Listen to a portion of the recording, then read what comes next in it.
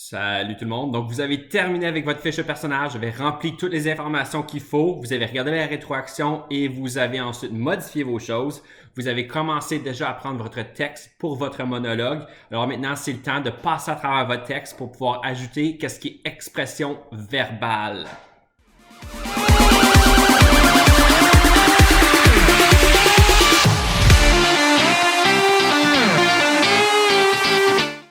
Pour qu'est-ce qui est verbal, il y a plusieurs choses à considérer en tête. Alors, pensez à tout ce que vous dites ou les manières dont vous dites les choses comme telles. Alors, ça peut être au niveau du volume. Des fois, on peut augmenter le volume.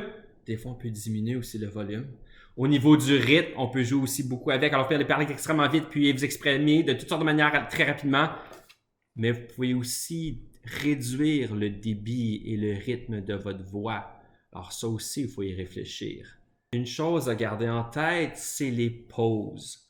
Les pauses peuvent ajouter beaucoup de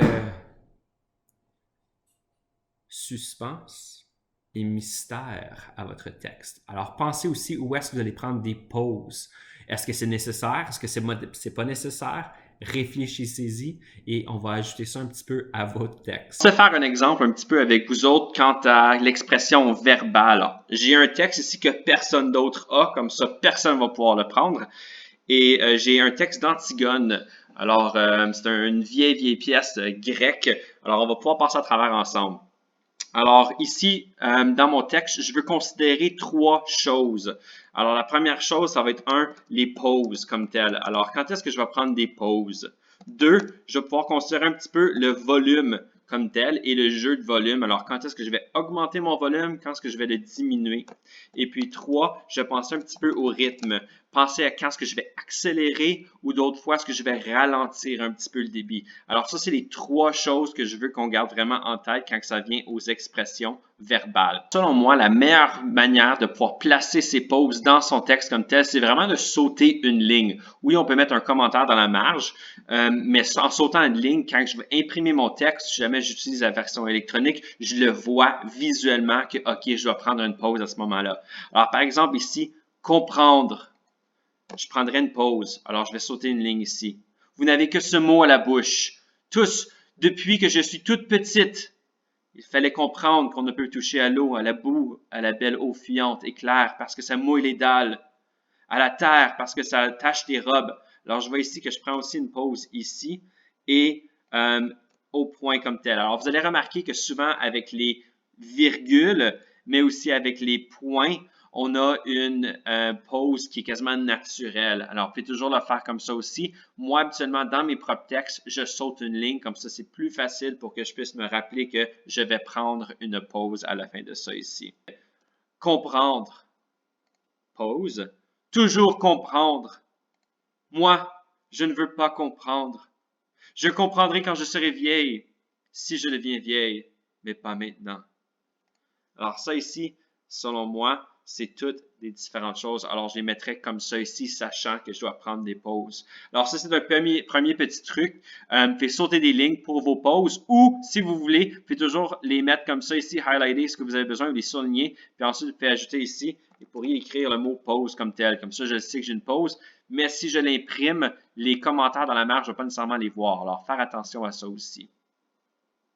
Deuxième chose qu'on peut commencer à regarder aussi, c'est le volume comme tel. Moi, mon truc, c'est vraiment que je vais mettre les parties où je vais être plus fort au niveau du volume en caractère gras. C'est ce que je fais habituellement, mais encore une fois, vous pouvez aussi le mettre dans la marge comme tel, puis trouver un truc tant que moi je comprends et que vous comprenez quand vous allez utiliser votre texte. Alors, par exemple, ici, comprendre, c'est quelque chose que moi je vais dire fort parce que je veux vraiment avoir de l'impact dès que je commence mon monologue. Alors, comprendre, vous n'avez que ce mot à la bouche. Tous, depuis que je suis toute petite. Il fallait comprendre qu'on ne peut toucher à l'eau, à la belle eau fuyante et claire, parce que ça mouille les dalles, à la terre, parce que ça tache les robes. Il fallait comprendre qu'on ne peut pas manger tout à la fois. Alors ici, moi je pense que je vais augmenter au niveau du volume ici. Alors ici, je marquerai ici, augmente le volume. Comme ça, je peux comprendre que oui, c'est ici que je vais augmenter le volume. Comme ça, je peux avoir un genre de crescendo. Alors, si je l'imprimerais, je marquerais même une flèche ici qui pointe, montrant que je vais augmenter au niveau du volume. Alors, pour le rythme, ce que moi je remarque, c'est qu'il y a des fois dans ton texte que tu vas accélérer le débit. Alors, par exemple, si je commence ici avec comprendre, vous n'avez que ce mot à la bouche. Tous depuis que je suis toute petite, il fallait comprendre qu'on ne peut toucher à l'eau. À la belle eau fuyante et claire, parce que ça mouille les dalles. À la terre, parce que ça tache les robes. Alors, vous voyez ici que j'ai commencé plus rapidement et j'ai ralenti. Alors, c'est ça que je veux faire. Il faudrait le marquer ici. Alors, moi, ce que je préfère, c'est que je pourrais clairement cliquer ici, juste souligner ce que je veux, écrire le petit signe de commentaire ici, diminuer le rythme au fur et à mesure du texte. Comme ça, je sais que je vais diminuer. Si moi, je l'aurais aussi d'imprimer, je pourrais le faire à la main. J'ajouterais, moi, absolument, je fais volume à gauche et je fais ici à droite le rythme. Alors, je pourrais rajouter une flèche ici qui diminue pour dire que je diminue mon rythme au fur et à mesure. Ensuite, ici, je crois que j'aurais pas mal le même rythme qui serait moyen.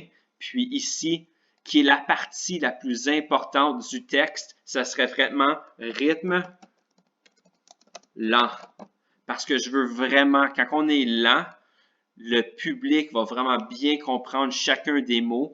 Puis, on crée l'effet du suspense et du mystère aussi derrière ça, où ce que le public va vraiment accrocher à chacun des mots. Pour ceux qui ne le savent pas, Antigone, c'est une jeune fille qui a vécu plusieurs drames dans sa vie, qui l'a forcée à devenir plus âgée, vraiment plus mature pour son âge.